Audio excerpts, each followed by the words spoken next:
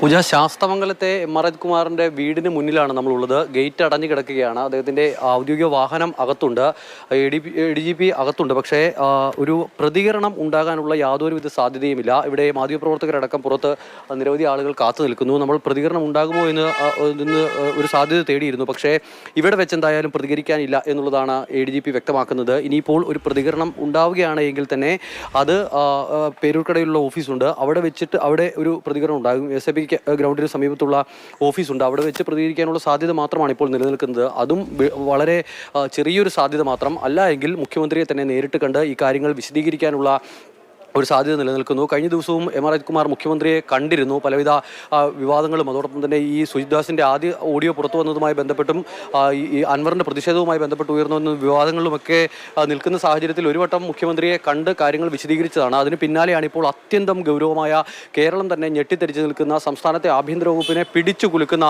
ആരോപണങ്ങൾ ഒരു ഭരണപക്ഷ MLA തന്നെ ഉന്നയിക്കുന്നത്. അതിൽ സംസ്ഥാനത്തിൻ്റെ ക്രമസമാധാന ചുമതലയുള്ള ADGP എന്നുള്ള നിലയിൽ എം.ആർ. അജിത്കുമാറിനെ അങ്ങേയറ്റം പ്രതിരോധത്തിലാക്കുന്ന തരത്തിലുള്ള കാര്യങ്ങളാണ് PV അൻവർ വെളിപ്പെടുത്തുന്നത്. ചില ഓഡിയോ സന്ദേശങ്ങളും മറ്റുമൊക്കെ പുറത്തുവിടുക കൂടി ചെയ്തതോടെ എം.ആർ. അജിത്കുമാർ പ്രതിരോധത്തിലായി എന്ന കാര്യത്തിൽ സംശയം വേണ്ട. നിലവിൽ എന്തായാലും ഒരു പ്രതികരണത്തിന് അജിത്കുമാർ തുനിയുന്നില്ല.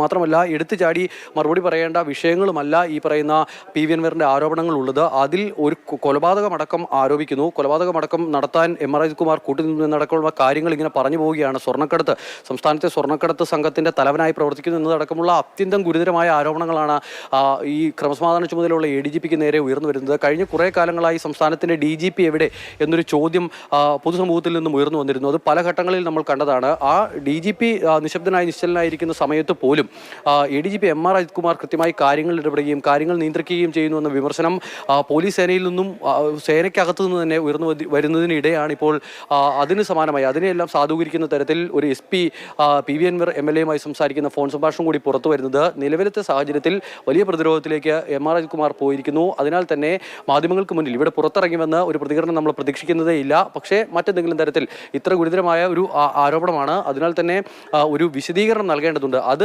മാധ്യമങ്ങൾക്ക് മുന്നിൽ, പൊതുസമൂഹത്തിന് മുന്നിൽ ADGP നൽകുമോ, അതോ മുഖ്യമന്ത്രിക്ക് മുന്നിൽ, ആഭ്യന്തര വകുപ്പിന്റെ ചുമതല കൂടി വഹിക്കുന്ന മുഖ്യമന്ത്രിക്ക് മുന്നിൽ നൽകുമോ, DGPക്ക് മുന്നിൽ നൽകുമോ? ഇതൊക്കെയാണ് ഇനി കണ്ടറിയേണ്ടത്. തീർച്ചയായിട്ടും വളരെ പെട്ടെന്ന് തന്നെ നടപടികളിലേക്ക് കടക്കേണ്ട വിധത്തിൽ കാര്യങ്ങൾ മുന്നിലേക്ക് പോയിരിക്കുന്നു എന്നുള്ളതാണ്. പരസ്യ പ്രതികരണത്തിന് ഉണ്ടാകില്ല എന്നുള്ളത് ഉറപ്പാണ്. പക്ഷേ ഏത് വിധത്തിലായിരിക്കും നടപടികൾ മുന്നിലേക്ക് പോകുക എന്നുള്ളത് കാത്തിരുന്ന് തന്നെ കാണാം.